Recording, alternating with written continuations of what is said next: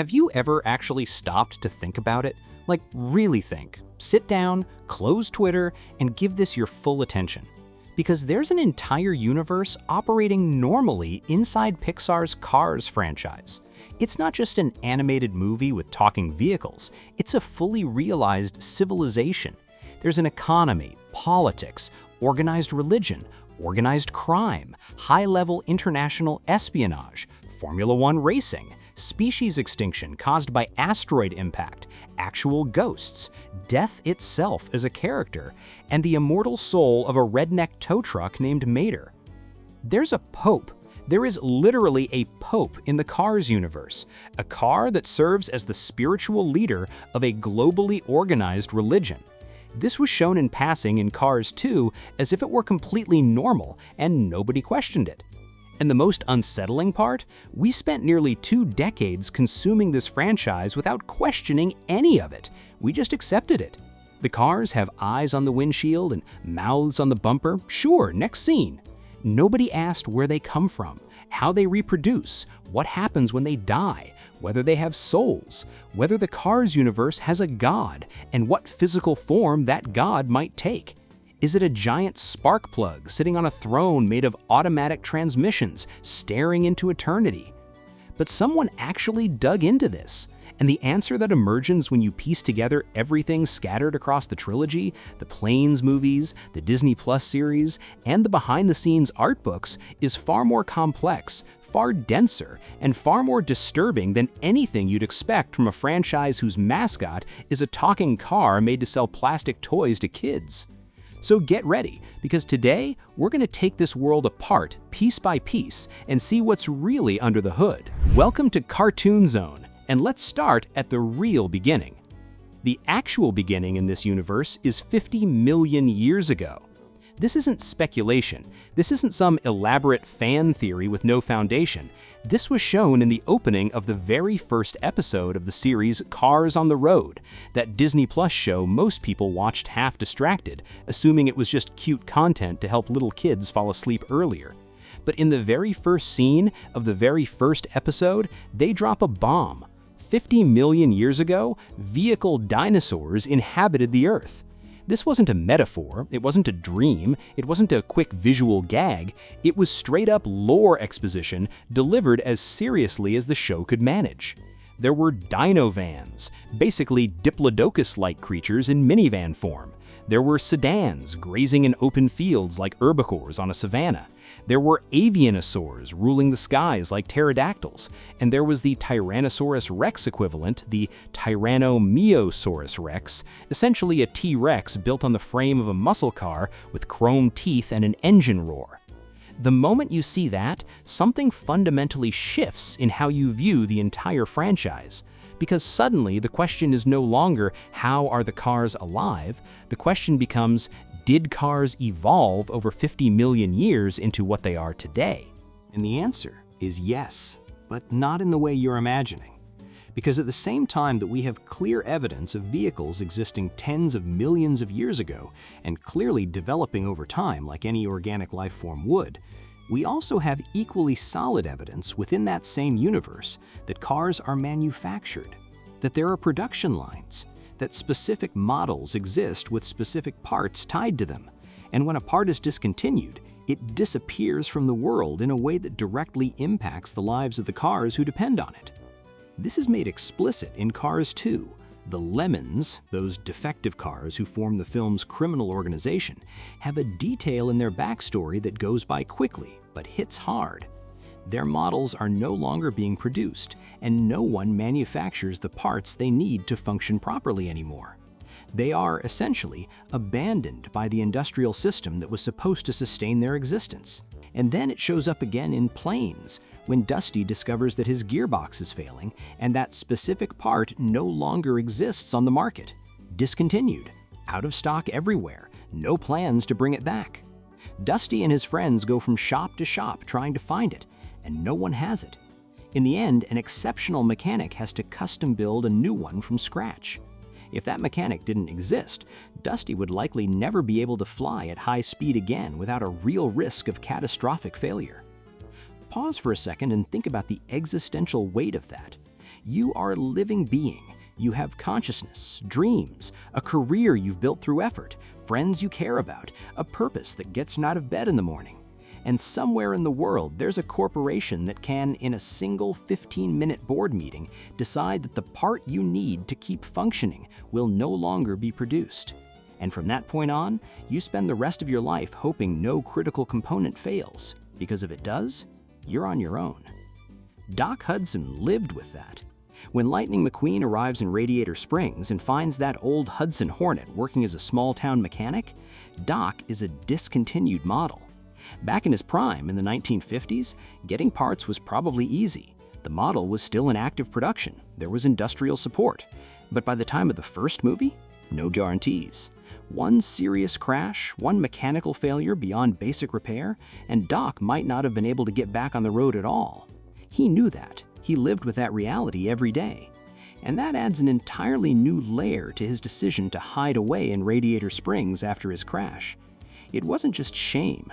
It wasn't just the trauma of being cast aside by the sport he loved while he was still recovering in the hospital.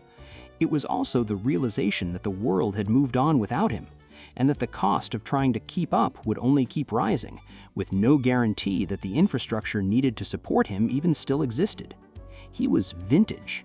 And in that world, being vintage means living on a permanent edge.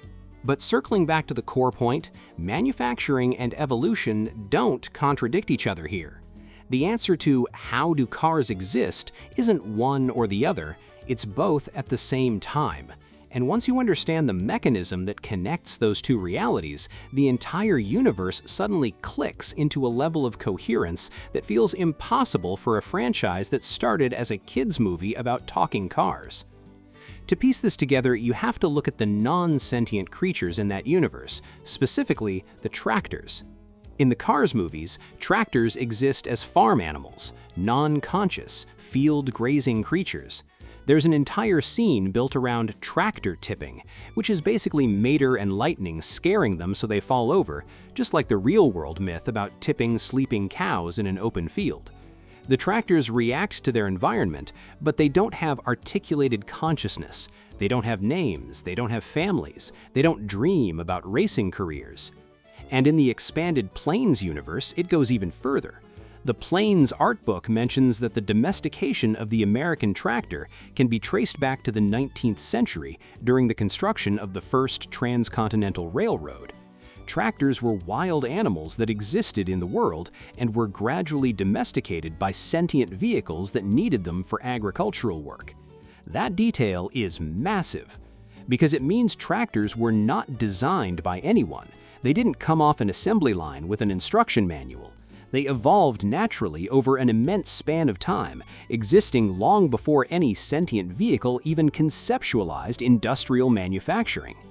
If sentient vehicles had simply built tractors in factories for farming, there would be no domestication process. You domesticate what already exists in the wild. You don't domesticate something you created from scratch the way an engineer designs a machine tool. And now comes the piece that really locks in the question of reproduction. In Planes, Fire and Rescue, there's a scene that went completely unnoticed at the time, but today it's probably the single most important piece of information in the entire franchise when it comes to understanding the biology of this world. There are wild mini-planes that build nests to raise their young, and those young are small, significantly smaller than the adults. That confirms two things at once that had always been unclear. First, vehicles can reproduce entirely on their own without any involvement from factories or production lines. Second, they're born small and grow over time until they reach adulthood. They're not manufactured at full size and placed into the world fully formed. They develop. They have childhoods. They have adolescence. They grow. And when you go back to the Cars trilogy with that in mind, you start to notice smaller cars appearing here and there, children, young vehicles in development. They're not discarded toys, they're individuals in a growth phase, existing in that world just as naturally as a kid walking through a park. But that still leaves one central question unanswered. What biologically separates a tractor grazing in a field with no complex thought from a Lightning McQueen, someone with ego, jealousy, fear of aging, chosen friendships, and the ability to grieve when someone leaves. This is where everything changes. In the Cars 3 Essential Guide, there's a reference that seems small, but it's absolutely devastating in its implications. One of the reasons Lightning McQueen is such an exceptional racer is because he has an extraordinary racing brain. And the key word there is brain, not processor, not electronic control unit, not an AI chip, a brain. That means there is an organic system inside these cars responsible for their consciousness. It's not hardware, it's biology. And when you go back to the first movie with that in mind, scenes that didn't quite make sense suddenly become crystal clear.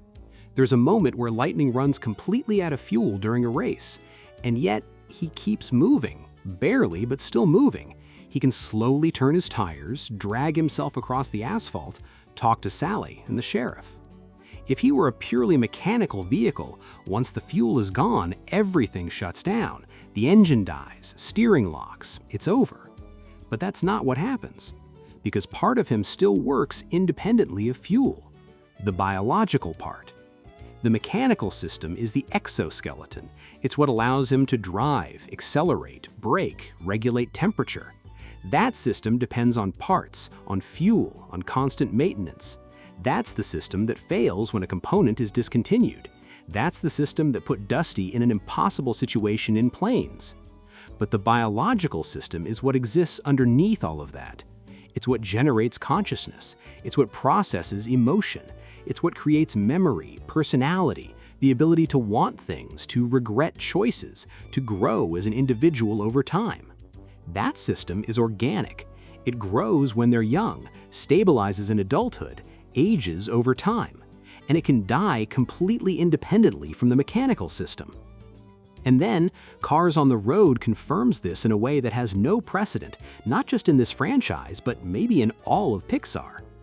There's an episode where Mater encounters death itself, not a metaphor, not a hallucination, death as a literal entity with physical presence in the world, whose role is to collect the souls of vehicles that have reached the end.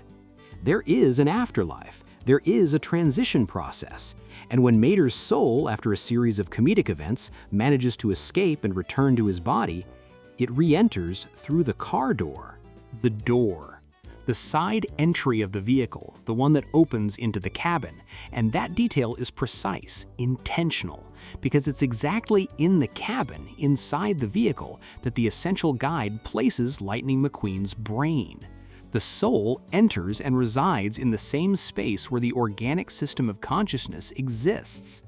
The cabin isn't just empty space, it's where the being actually lives. It's the equivalent of a skull. It's where everything that truly matters is stored. In that same episode of Cars on the Road, Lightning enters a haunted house and encounters actual ghosts, cars that have died, whose souls haven't been collected, or that chose to remain in the material world.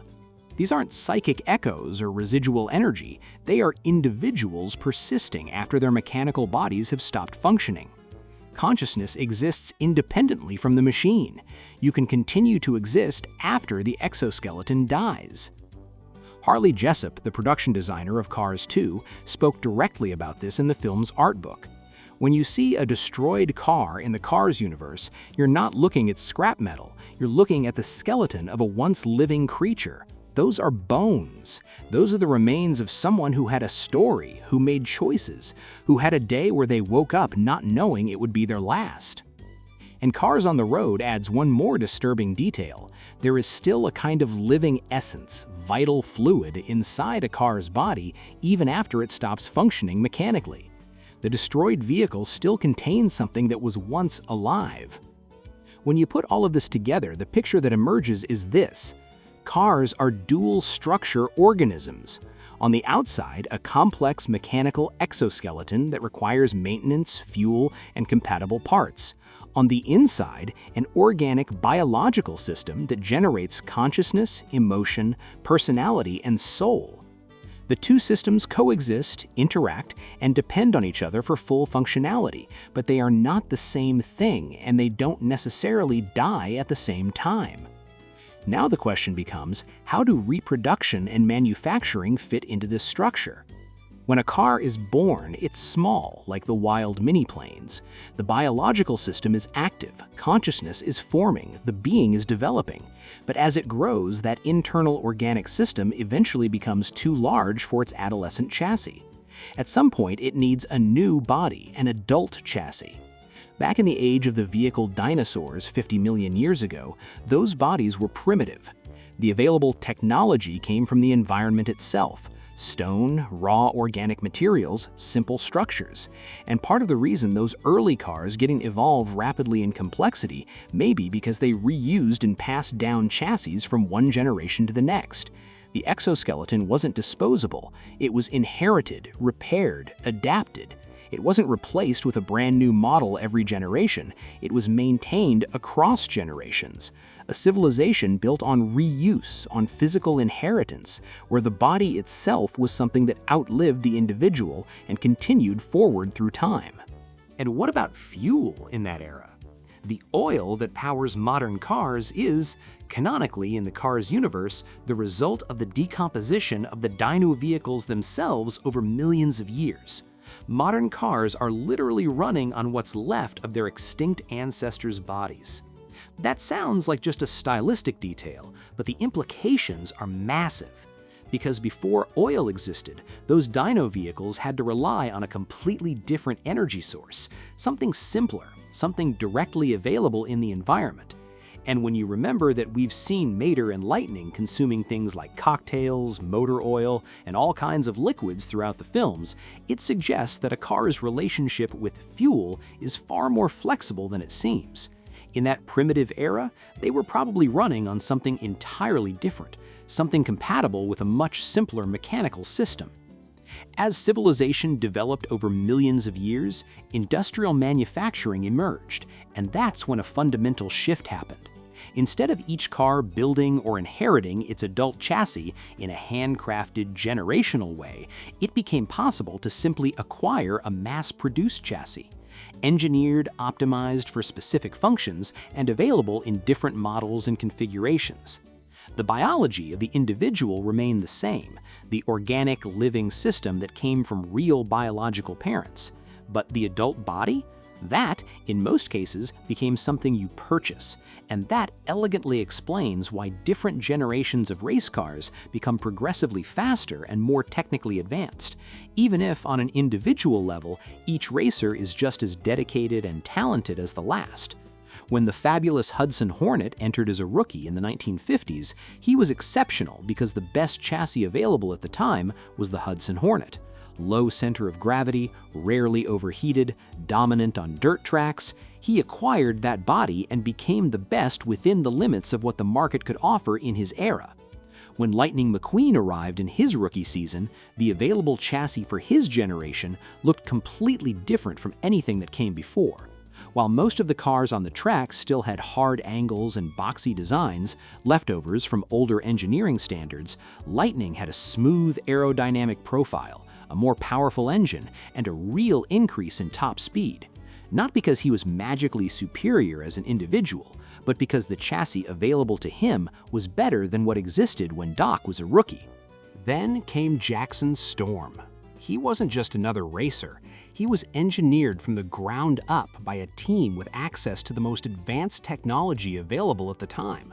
Fully optimized drivetrain, even lower center of gravity, lighter components, an extremely refined aerodynamic profile. And on top of that, a high-capacity battery system capable of delivering instant torque at any moment. Every variable that could possibly be optimized for racing was considered in the construction of his chassis. He wasn't simply better than Lightning McQueen. He was designed to outperform everything Lightning represented. But that doesn't mean a car can just swap chassis the way someone changes clothes over the course of a lifetime. And this is one of the most important, and honestly one of the most melancholic parts of this entire system. At a certain point in development, the internal biological system integrates so completely with the chassis that the two become inseparable. Guido's eyes have a specific size. Mac's eyes have a completely different scale. They didn't just fit into those bodies, they grew with them. It would be physically impossible to move Guido's biology into the body of a semi-truck. The proportions don't match. The biology wouldn't fit. The organic system simply wouldn't function inside a structure so drastically different from the one it adapted to over decades. Think about Mater.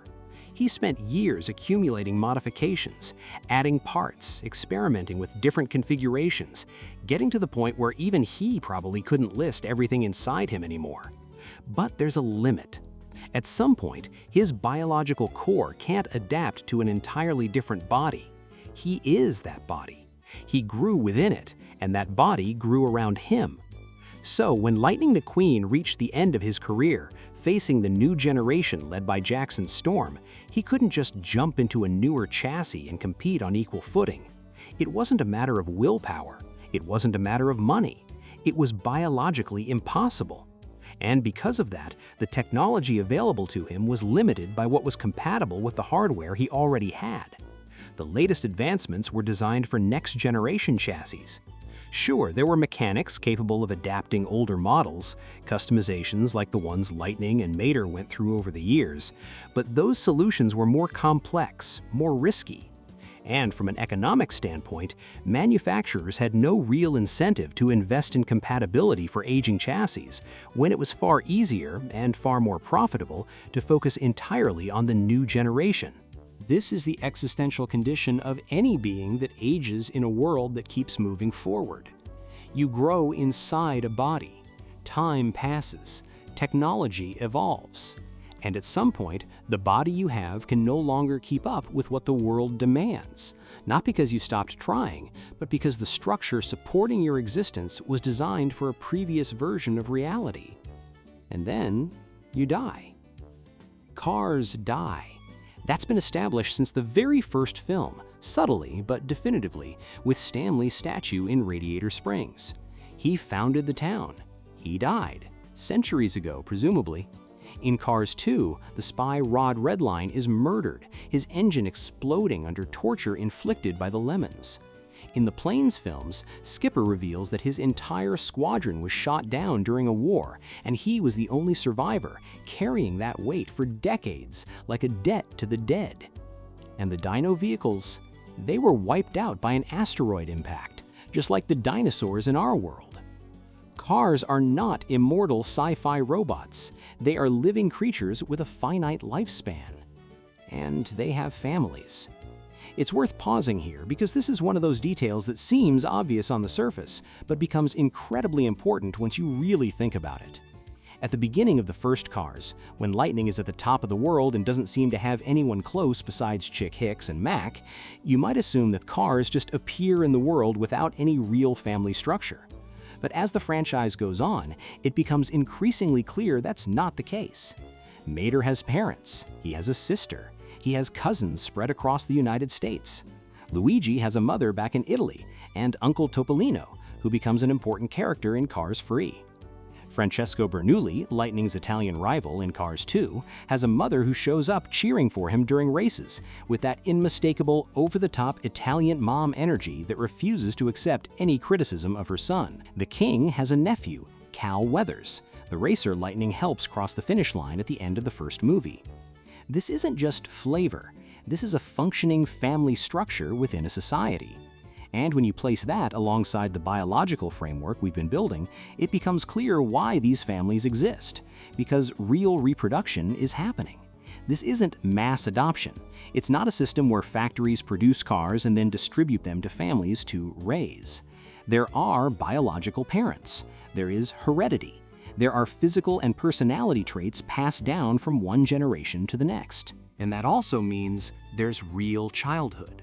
There's growth. There's a phase of life where a car is developing within a family, learning how to move, how to speak, how to understand the world.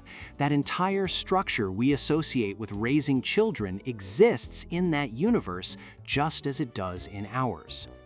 And they have beliefs about all of this, about origin, about destiny, about what happens after the exoskeleton finally stops. In the Planes art book, there's a mention of a Tibetan monastery high in the Himalayas, and the architectural structure crowning the temple is a spark plug. the spark plug as a sacred symbol, as the representation of the spark that brought consciousness into the world.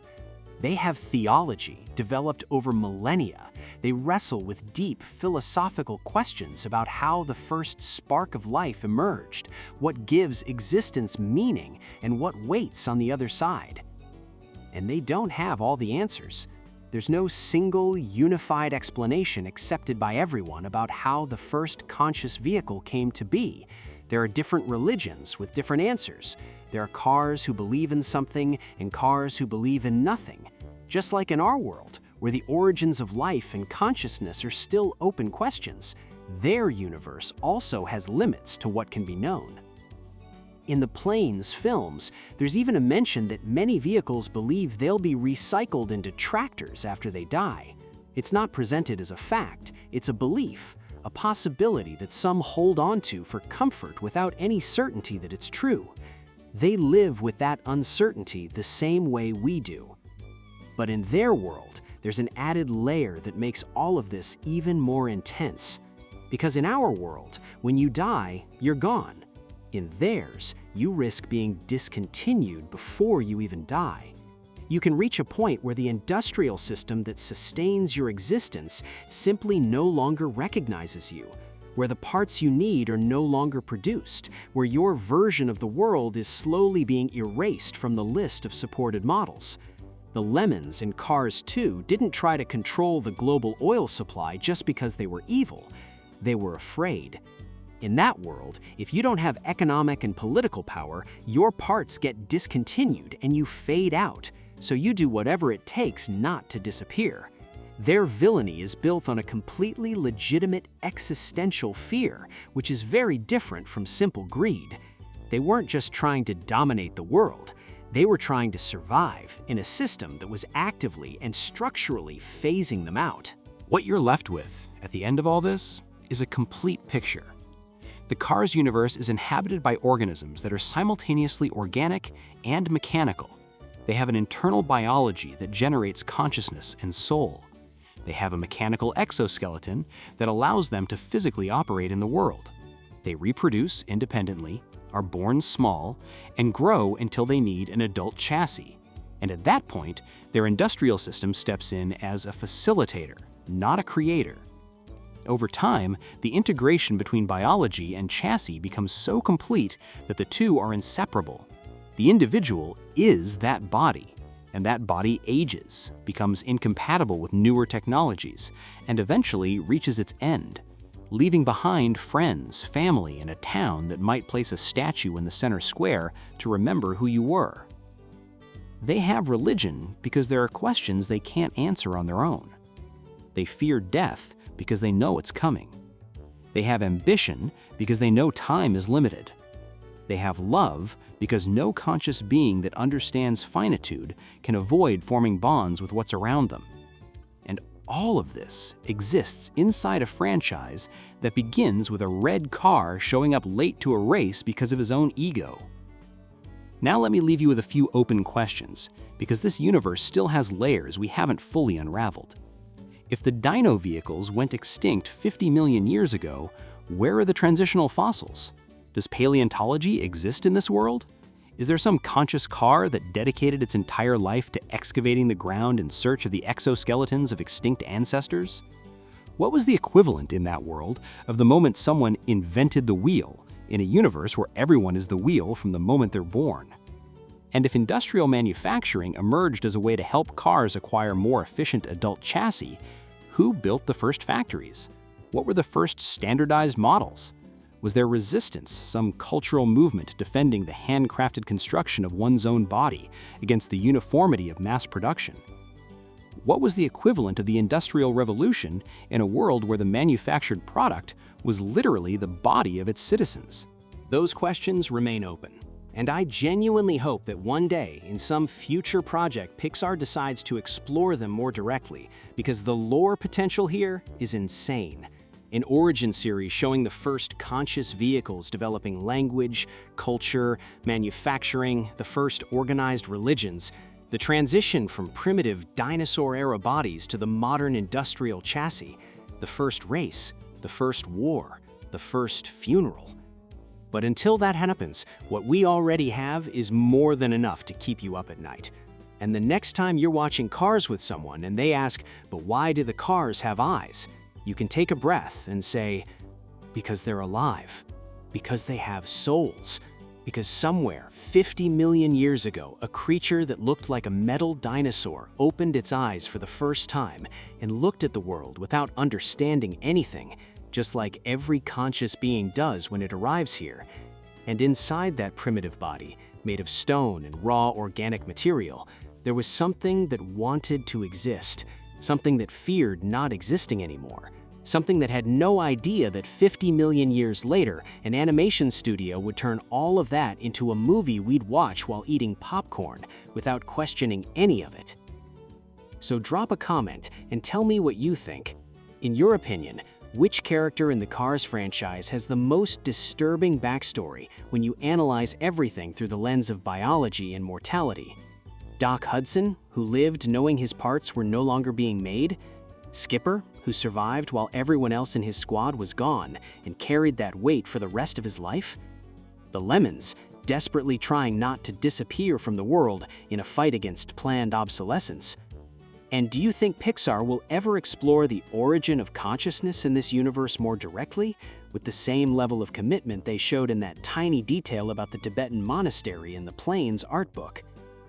Thanks a lot for watching all the way through. If you enjoyed the video, make sure to like, subscribe to the channel, and turn on notifications so you don't miss what's coming next. We'll keep breaking down these worlds that look simple on the surface, but hide layers you'd never expect. See you in the next video.